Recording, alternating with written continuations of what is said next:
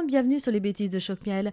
Aujourd'hui, je vous propose de réaliser une délicieuse brioche moelleuse et parfumée à souhait. Toutes les étapes très simples en vidéo. Pour commencer cette recette, vous allez prendre un grand saladier, vous placez la farine, vous y ajoutez le sel. Attention de ne pas oublier le sel parce que sinon la brioche va vraiment être fade. Donc une bonne pincée de sel. Et ensuite, on va y ajouter donc de la levure de boulanger. Donc là, c'est de la déshydratée, mélangée avec du lait tiède. Alors attention, pas du lait chaud, sinon ça va cuire la levure, et pas froid, sinon ça va pas prendre. Donc vraiment, c'est important, du lait tiède. Ensuite, on va mélanger cette préparation. Donc, vous mettez les crochets sur votre batteur. Donc, si vous n'avez pas un petit batteur électrique à la main, vous prenez un gros robot, c'est pareil. Et quand la préparation commence à accrocher un petit peu, là, on va ajouter l'œuf. Et ensuite, vous allez remélanger à nouveau. On continue en y ajoutant le sucre et le beurre pommade.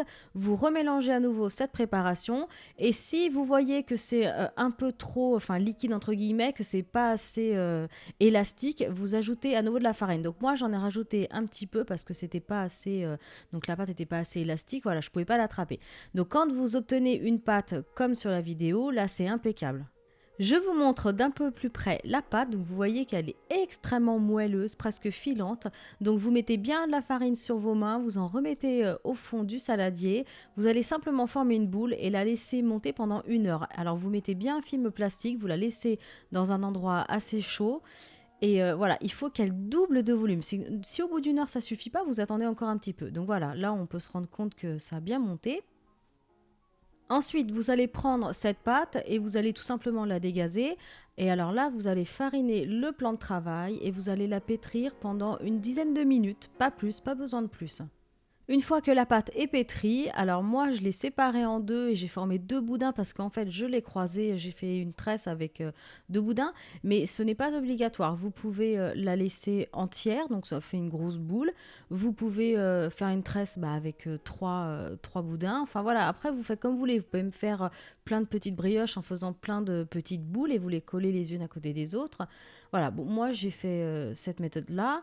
Donc après vous allez prendre un plat qui va au four, vous mettez un papier sulfurisé et vous allez déposer votre brioche dedans et vous allez laisser monter pendant encore 1 heure et en mettant bien un film plastique sur le dessus.